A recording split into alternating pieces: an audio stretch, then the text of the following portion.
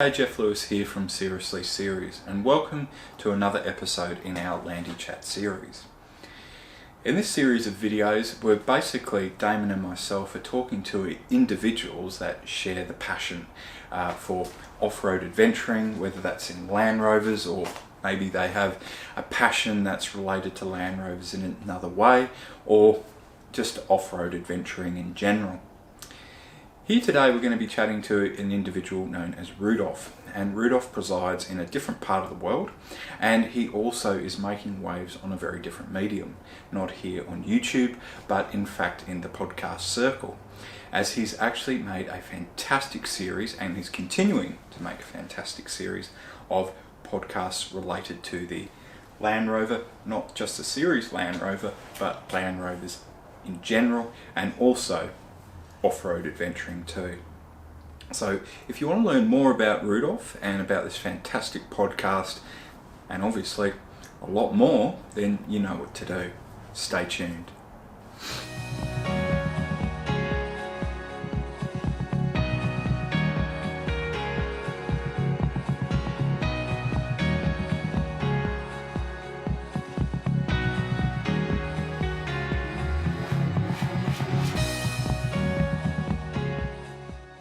There we go. We're off. G'day, Rudolph. How are we? Yeah, Geoff, you doing good? Yeah, I am. Look, thank you for taking some time out of your busy schedule to join us here on Landy Chat. And it's great to meet the man behind the microphone, so to speak.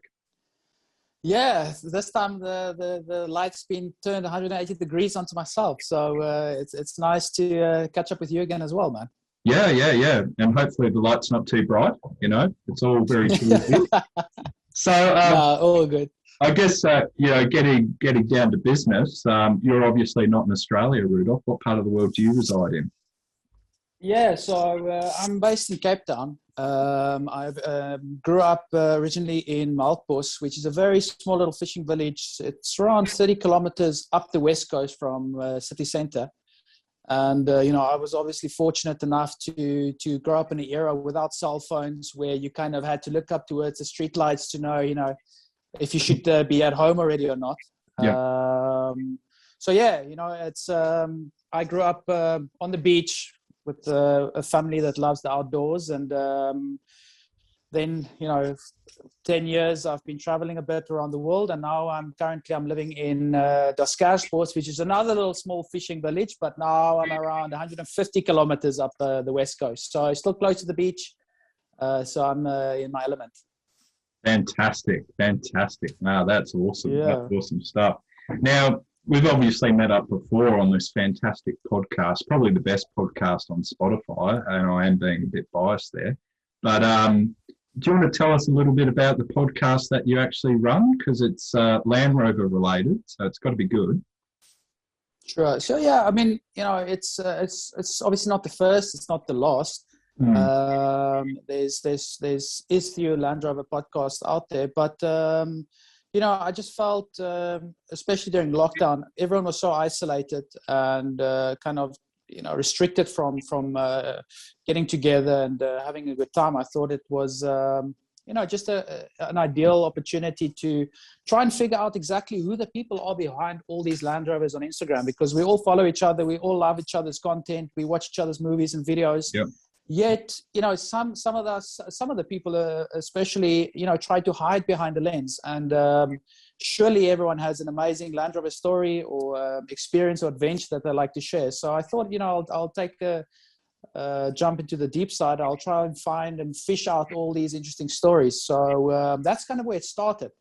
And everyone with the Land Rover community being so keen and kind of involved with each other's content. Everyone is excited to share their stories and where their story started with Land Rovers, because obviously, everyone has a backstory to where everything, started for them. So yeah, it was just a fun way to kind of, get together and kind of include the community in, sharing stories. Yeah, for sure. And you're right. That's the one thing with any Land Rover. There's always a story behind it. And the podcast is called The Wave. Is that correct? Yeah, The Wave with Rudolph Dante. And and the wave. I think many people will think it goes back to me being a surfer and so on, but it's literally the wave. The landy wave. Everyone's supposed to wave thought to when I each saw other. it. I thought, good Yeah, stuff. exactly. Yeah. So that's kind of where it started. Is all of us, being so kind of indoctrinated with waving at each other. But yeah, it can go both ways. We are also on this new wave where Land Rovers, especially old series Land Rovers, they are coming back into the spotlight. Everyone is enjoying them. People are turning their necks and breaking their necks to, have a good look at your vehicle. So it seems like we're on the second wave of these vehicles, given a fresh start on life. So it can go both ways. Oh, definitely, for sure. Sure. So I guess the question that we really need to know is why Land Rover, Rudolph? Like, there's plenty of other vehicles out there. And I guess it can go a couple different ways. You're either just stuck with one or you're forced into one. What was it for you? Yeah, so obviously, I've got a backstory as well. And when we were, me and my brother, when we were still in primary school, when we were kids, we went up to visit my grandmother, which is actually the same town where I'm living in currently. And on the way home, at the supermarket, there was this canary yellow Series 3 with the canvas canopy top. Parked up front, and when my mom saw it, that was it. She forced my dad to pull over. She ran into the shop. She asked the guy, she was screaming in the shop, whose Land Rover is outside? And the one guy put up his hand. So she said, I need to buy this vehicle. And obviously he was very reluctant to sell, but a few weeks later she got the call. The guy was willing to sell her the vehicle, and we came back up, collected the vehicle, and ever since then, that was the vehicle my mom used to drop us off at the beach when we go surfing, when we take the dogs to the beach, when we go do grocery shopping. Everything happened in this little vehicle. And the one thing that always stuck to me was it could be a rainy Monday morning, it could be a windy Tuesday afternoon, or it could be a depressing Thursday late evening. But always, and each and every time when you get inside a Land Rover, regardless if it's a Series or Defender, it's always a sunny Saturday inside. There's always holiday inside. There's this feeling of excitement and adventure, even if you're going down to the shop to go buy bread and milk. So that's the feeling that I got stuck with throughout the years. And then what happened is we eventually sold this vehicle to make space for 2.8i, the BMW Defender 90. And the owner actually lived down the road from us, so he had the vehicle for a good 10 years or so. Wow. Spent a lot of money on it. It was a daily driver. And then one day out of the blue, my dad had a call, and this guy actually phoned us first to ask us if we were interested in buying the vehicle again. So I had a look at the vehicle, and seeing that this was the vehicle that I grew up in, it was the ideal vehicle to own. So I took it for a test drive, but I mean, I was, my early 20s, I think. Oh, yeah. And this would have been my daily. So the state that the vehicle was in, although the guy spent quite a lot of money on it, it was, I would have had to spend a good amount of money just to get it to a decent level. So I actually didn't buy the vehicle. I ended up not buying it. And, ever since then, that's when my travels and working abroad started. And then a good 10 years after that day, I woke up one morning and I said, this feeling hasn't left me since I was just out of high school. And still until today, I don't have a Land Rover. So I started to look around, and it took me 8 months of searching Gumtree and all these car sites until one Sunday evening, I opened up the app. I saw this greenish Land Rover parked in storage. Phoned the owner. I told him I'll be there the next day. And the next Monday morning, I went down to go have a look at the vehicle.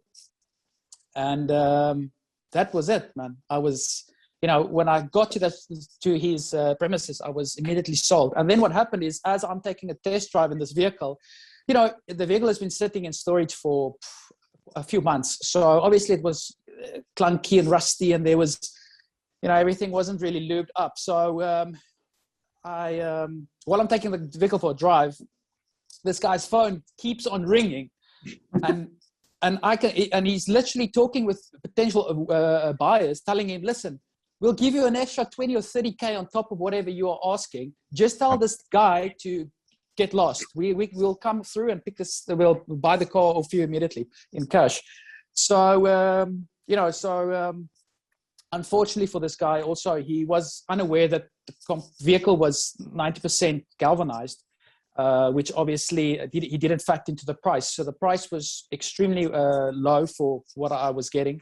Yeah. And, it had all the little nice extras, like a dual tank. It had the overdrive, had a tropical roof. It got the roof rack. So there was some good stuff on the vehicle, and obviously completely galvanized besides the firewall. Yep. So, paid the money, took it home, gave it a very good clean. Didn't sleep the first week after buying it. And that was the beginning of a lot of adventure. Wow. And so 1972 Land Rover Series 3, and it's got the 2.25 litre petrol in it. Is that right? Petrol engine, yeah. So it's so I couldn't be I couldn't be more lucky to pick up what I did. And the interesting thing is, if I did buy that old one 10 years ago, I probably would not have looked for another one. So I would have never gotten past this little Landy. So it was a dream come true to finally own and drive and call it your own, the vehicle that you've been looking for so long. So it's really cool. Now that first trip that you do on your own in your Land Rover is it's a very special moment. There's big moments in all of our lives, but that's one that all the other owners miss out on. Like my first trip, it caught on fire. But yours, what was sort of your first big adventure for you? Did you go camping? Did you just go down the road, or what? Yeah, so I spent maybe 2 weeks, 3 weeks, changing out the brake cylinders, just giving it a really good clean, changing out all the oils, some of the seals, and then, flashing the radiator, changing the spark plugs, all those kind of things that you would do in any case. But I think it was 3 weeks into the buy, I went on my first trip, luckily not too far away. Maybe it was like 100 kilometers away from home. Got there, put up camp, had a beautiful had a beautiful weekend. And then the Sunday morning, left camp, and literally just out the campsite, I just felt that the vehicle didn't have any power. And I was kind of limping, my way home, and I just felt like, there's something's obviously not kosher. So I managed to get the vehicle maybe 20 kilometers from home, and I parked it on a friend's farm, and because he's got a ramp. Yeah. So I thought I'll just quickly push it up the ramp and just have a look. And then halfway up the ramp, I wasn't in four-wheel drive, and there's a little bit of a sand patch in front of the ramp. And the gear actually got stuck between second and reverse, which tends to be a familiar sight with the Series Land Rover. So then I had that, and I couldn't move the vehicle. And long story short, I blowed a head gasket between cylinder 3 and 4 on the way home. And then I had my gear lever getting stuck. So it was kind of 2-in-1 bonus for me on my first trip back home. Okay. But, the nice thing about it is, buying one of these vehicles, you accept and you sign a contract to say that, you're going to spend a substantial amount of your time and energy and money under these vehicles. And luckily, I went into that mindset when I bought the vehicle. So it was a really nice learning curve for me to, strip the engine, change out the head gasket, open up the part of the gearbox, and then all the small things that goes along, snapping a half axle, having electrical fire in the engine bay, all the things that I never got to do when I was younger. So, and obviously having support with a friend or a dad or a brother, whoever is kind of familiar with these vehicles, it makes things not only easier but interesting, because there's so much that you can absorb. And then you obviously that experience you can just take and you can put it on whatever vehicle you own after, because if you can deal with one of these, anything else seems to be a walk in the park. That's right, and pretty much the principles that the Land Rover functions on is the same with any other internal combustion engine, basically. Exactly. Yeah. So I think it's the ideal canvas to if you're not very mechanically or electrically inclined, you love 4x4, you love camping, you love old vehicles or vintage vehicles. This is it's the ideal vehicle to get yourself stuck into and have a good time in the vehicle and under the vehicle. Oh, for sure. And as you've found, and as I've found over the years, they're very, very forgiving. So you can lock it in a couple different gears, and if you've got the right knockometer or hammer, you can just give it a little tap and it's all good and off you go again. So yeah, sure. I mean, obviously with time, you get to understand what your specific vehicle needs and requires. And mine being, very inclined to problems around the low tension and high tension. Yeah. So, I know exactly whenever 9 out of 10 of my issues is around the distributor somewhere around there. So I know that by now. So it's very easy for me to, whenever I'm stuck somewhere at the shop or somewhere on a trip, it's very easy to kind of get a grasp on where the issue is and quickly how to solve it.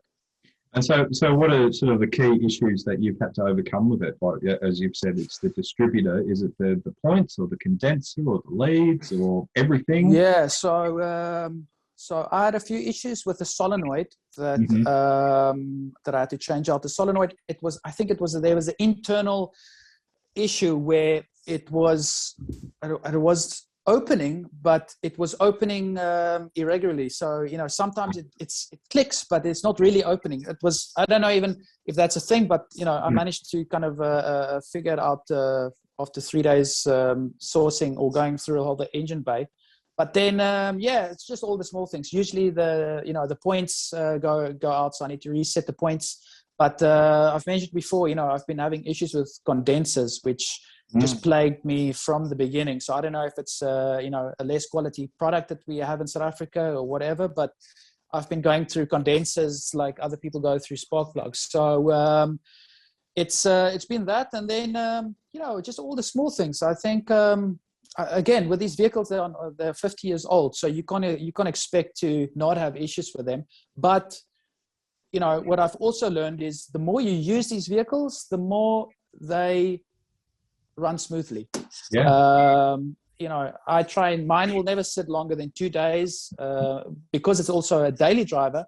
Yeah. Especially when it's raining or whatever, I'll always take it for a drive because it seems like my vehicle feels better when I drive it as much as I can. And so luckily it's been now, for us, we kind of count it in days and weeks. So for me, it's been now 2.5 months without any issues. So I'm touching wood, but things are going well.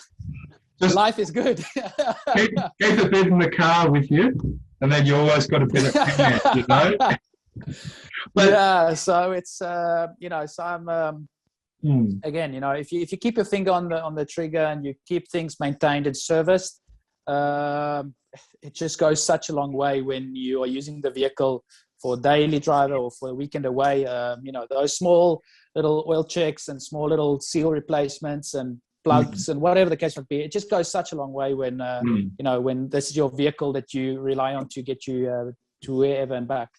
Oh, for sure. And the great thing is you've actually talked about this in a few of the podcasts that you've actually put up on Spotify. So for those who are getting into the Land Rover faith, they can obviously have a little bit of a listen to that, because obviously, as you said, we've got this new wave of interest in the series Land Rovers, but that means a new wave of owners coming in, and a lot of people who are starting to buy these vehicles don't necessarily have the mechanical knowledge, but at least they've got a bit of a go-to attitude, and they're finding different solutions along the way. And that's one of the great things about these vehicles. You never stop learning. Like, you had a fantastic little trick just to get a little bit more out of your condenser. You were telling me about. Yeah, exactly. Yeah. Well, look, another thing that I love about these vehicles, and is the fact that if you go and buy a lot of the newer 4x4s on the market today, I think people got kind of numb to what adventure should look like. So when my first car was an old Corsa Light, and I think in Australia it's a Holden. Yeah. And I used and abused that car as a 4x4. I went with that little car where 4x4s went. So that was adventure. The vehicle is sometimes not necessarily your main tool for adventure. It's more the mindset to where you want to go and what you want to do. So with these vehicles, with these old Land Rovers, I probably have the most stock old series out in the bush, for the fact that I won't necessarily say I'm a purist, but I love the idea, and there's a certain type of romanticism around leaving home with a cooler box, with a compass, and a few jerry cans, and the trips that you guys do over 2,000 kilometers in the middle of nowhere, where you need to be self-sustainable, compared to what I like to do maybe for a 1 week trip, but I'm maybe 100 kilometers from civilization, is two different things, So these vehicles standard with the original 750-16s, they sit high, the breakover angle, the approach angle, the departure angle is incredible. The vehicle is galvanized, so the beach, whenever I'm close to a beach, or the beach mist at night or whatever, doesn't faze me. I think people forget, and I think it's majority the fact that social media has kind of splashed and covered us with the idea of, you want to go somewhere for a weekend? No, you need a Land Cruiser 79 on 37s with a rooftop tent, with the stainless steel exhaust pipe and 3 spares hanging from the back, which is not the case. So I know a lot of guys tend to, add spotlights or winches or whatever to their old Land Rovers. For me, I've never needed anything more than a spade and, just a sense of adventure to get me into amazing spots and get me out of them as well. That's it. You don't need much for an adventure. You just need you. That's the key. Yeah, exactly. Yeah, exactly. So I'm competing when I'm traveling with my family. My dad drives a Land Cruiser 79 V8, and my brother's got an FJ Cruiser. So it's big vehicles to keep up with. There's a lot of winches and diff locks and all these toys, that I'm surrounded by. But the stock standard 2.25 liter little petrol engine, gets me where I need to go. So why then bother with anything else? That's right. And the good thing is, you just keep rebuilding them again and again. Yeah, exactly. Every 5 years, you give it a little bit of a birthday strip down, it goes for another 5. It's a piece of cake. Exactly. And the other thing is if you look at today's vehicles, and I just went to visit a friend of mine who just bought a brand new 2021 Hilux. It looks fantastic. And obviously, you've got all the million different advantages and perks in these vehicles. But with these old Landies, if you bust the taillight, well, you're going to quickly go to the auto space shop down the road, and it's going to cost you $1 maybe for a new light. You know what I mean? That's it. So there's so much less stress when it comes to using and abusing the vehicle, but in a good way, to have some fun. So you don't have that pressure on you to look after body panels or whatever the case might be. In fact, with these vehicles, a few scratches and bumps adds to the patina of these vehicles. Value goes up. It goes up. Yep. Yeah, exactly. And that's incredible. Every dent tells a tale too. So exactly. Yeah, it's like the opposite. Having one of these old vehicles compared to a brand new one. If I had a brand new D-Max or whatever, and I had a big scratch or dent in it, I'm gonna probably try and get it fixed as quick as possible because it's gonna be an eyesore. But with the Landies, it's almost like you'll probably be showing it off at your mates whenever you get to see them. So, well, you probably find with yours, when you get a little bit dirtier, people notice it more than when it's actually clean. As well, yeah. I mean, I've got friends who they take pride in keeping the Land Rover as dirty as possible. You know, you don't get that with newer vehicles. Owners, no. You know, leaving it.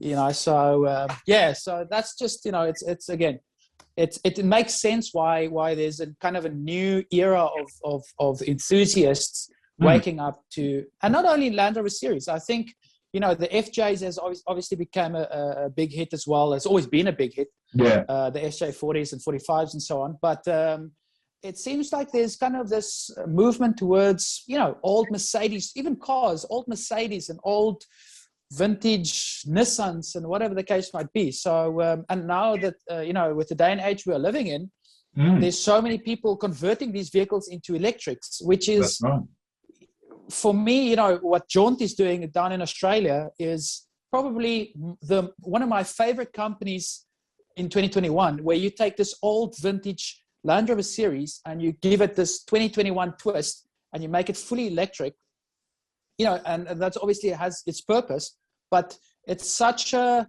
inventive way of recreating something so unique and something that everyone can relate to. Oh, definitely. And you know, there's lots of different vehicles which they've obviously converted to, but the great thing for us is if and when the time comes that, you know, petrol isn't available or diesel isn't available, we can just bung an electric motor in and still keep driving the same vehicle. So it's perfect. You know, and it's amazing that, you know, with electric, it seems like the motor, it literally just slaps onto the original gearbox with the adapter plate, where your two tanks are underneath the seat, batteries goes in the exact same spot. So, you know, everything the Land Rover, the entire base of the Land Rover, even some chassis mounts, engine chassis mounts, links up exactly with the motor, the electric motor. So it seems like, you know, it's almost, it fits the shoe so well when it comes to a base to work on when you want to go to electric. So it's such an amazing vehicle, you know, regardless if it's petrol, diesel, electric. You know, it has, each one of those obviously has its purposes going forward. So it's it definitely does. Probably the only problem with the electric one is you'd have all the spare time on your hands because you wouldn't have all your electrical faults. There's no electric, so you can drive it at night. You know, so what would you do? Yeah, imagine you have to walk in every morning into a clean workshop where there's not 20 oil cans lined up next to the wall. I mean, how boring must that be? You know, you'll get to work on time. That's no fun. That's no fun. You know, that's horrible. It sounds like a night. Yeah, exactly. Yeah, but so for you, where you are, Rudolph, where's the one place you like to take your Land Rover? What's sort of the key place that you just go, I just love taking the Land Rover there? Yeah, so obviously, you know, any tourist anyone who arrives in South Africa will run to the Garden Route first thing, which is our eastern part of the country, East Coast. Due to the fact that it's nice and you know, green and lush and warmer water, the Indian Ocean is on our East Coast. You know, so many amazing activities and whatever. So it's kind of it's kind of geared for tourism. As where I grew up on the West Coast, cold Atlantic water, you know, kelp lands, you know, the occasional great white, and just in general, a much more raw, rugged country or part of the country, you know, to be in. So when it comes to traveling and adventure, I spent 90% of my time up the West Coast, just due to the fact that not far from where I stay, you know, you are completely by yourself. There's no town, no village, no person around you. You've got endless amount of coastline to spearfish, to fish, you know, to do some crayfish diving. So that's where I feel, you know, in my element is when I'm kind of, you know, completely separated from everyone. So it's always nice, you know, to be surrounded by other people and mix and mingle and all those type of things. But, you know, there's not a much things that can beat the West Coast when it comes to those secluded areas where you're the only guy surfing, you're the only guy spearfishing. And at night there's no light pollution, and then in the morning when you wake up, you've got that super strong kelpie smell of the ocean kind of rushing through the tent. Then you're at home, man. You're at home. So that's usually where we go as a family each New Year, and then throughout the year, that's also the stretch where I tend to kind of disappear to. I also have a place called the Cereberg, which is a massive popular spot for rock climbing and hikers, which is an hour's drive from me. And that's kind of the, I would say, the mountainous part of this part of the world where I'm living in, which is also an amazing spot to get away to, just for the fact that it's nice and isolated. There's no fuel stops. There's a lot of privately owned campsites and so on. A lot of space to walk, to hike, to just kind of disappear with the car. And then just past that, you've got the Karoo, which is the flats, you want to call it. And, there it's, as far as you can see, it's open and empty, and I think sometimes that's the there's places where one gets to think and kind of, sometimes kind of, I don't know, get creative to a degree, where you can kind of run through your own thoughts and kind of be with yourself and, recoup for when you come back home to, do everything that you love and with new passion and a new desire to do more. Just lose those distractions of the modern world for a little bit. Yeah. To slow down a bit. Yeah, definitely. Yeah, exactly. So I think, with the vehicle being very stock, with the environment being very raw and rugged, I don't know, it leaves you with a lot of space for self-improvement, for the fact that you don't have the comforts of a hot shower. You don't have, you need to go and shoot your food. You need to go spearfish. You need to go dive for your crayfish. So it leaves you with activities as well, and it leaves you with, where you kind of need to kind of sustain yourself at a little bit of a higher level. You don't have anyone around you to look after you. You don't have, you've got a gusting wind at night. So it's nice because you get to camp and you don't pick up your chair, you sit down and you sit for 4 hours. You're constantly busy, changing and arranging and diving and fishing and quickly surfing and then carrying rocks over to build this. And I don't know, I just love to be active. Fixing a broken half shaft or something like that, Yeah. A half shaft out of a bit of wood at night, Imagine that. Yeah, so that's the downfall. That's the downfall of doing that. But I guess again, you got to trust your vehicle. You got to trust I trust my limited amount of experience with the vehicle. So you can't be a prisoner of both of those things. You need to get out there, and if shit happens, then you deal with it and you find a way to get yourself unstuck. Well, when it all goes wrong or goes up a creek that smells a bit and you lose that paddle, at that defining moment, that's when you come back and maybe it's Monday and you're going back to work or you're catching up with friends and family. That's when you have the iconic, interesting story to actually tell. If it all goes right, then there's nothing to talk about. I got a little bit chilly at night and that's it, It's all a bit dark. Oh, that's the problem. The problem with these old Land Rovers are like, I can go to the shop for milk and bread, come home and I'll have a 20-minute story. Yeah. Because there is always a story. There's always an issue. So I guess, when you drive a Land Rover, you have an endless stock of stories to tell whenever, even if it's just going down the road to check the waves. Well, that's the other thing. And that's why you don't have just a chat about Land Rovers. It's a conversation that can last up to 1.5 hours, as we've seen on some of the podcasts and that too. Yeah, exactly. So, because everything leads on down to a different story, a different tale, and then there's an exchange of experiences and all the rest. My wife, when we go to the hardware store, she rolls her eyes because some guy will come over and spend half an hour chatting to me about his series that he had 10 years ago and all the rest. But, that's just one of the wonderful things about it. And I guess that leads into, in our roundabout way, getting back to the podcast, sort of some of the people that you've spoken to, all different corners of the globe. Some amazing adventures. I think, what was it, Angels? The elderly couple? Stranger Like Angels. Yeah. So you've had a chat to them. Amazing. Yeah. So what would you say, or can you give the audience a bit of a rundown of some of the people that you've chatted to? And so obviously, so obviously the idea was to try and find people from all around the world to kind of have different aspects and different cultures and traditions and religions and backgrounds and upbringings, and to connect all of this with the glue that kind of keeps adventure alive, which for us at least, which is the little Land Rovers. So it was so interesting to talk to guys in London that has the Wolves, the Land Rover Wolves, and guys down in Australia that owns Parentis. And then you've got a guy in Brazil that owns 110, and you've got a guy in Norway that owns 2A, and you've got the guy from the States that owns Series 1. So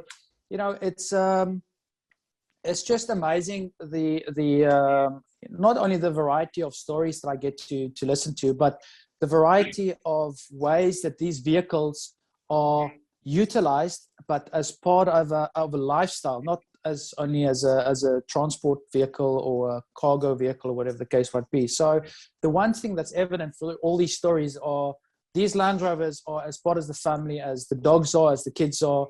It's like this unity when it comes to these vehicles, and that's why it's so much enjoyment listening to everyone from around the world. So obviously you've got guys like Alec and Jan from Stranger Like Angels that spent 40,000 miles in their old Series 3 in the 70s and 80s. You've got guys down in I'm trying to think of stories now. You've got guys coming and done in Cape Town, that drove the old series up towards London. That used to be a very common route, was to move between London and Cape Town, in those eras.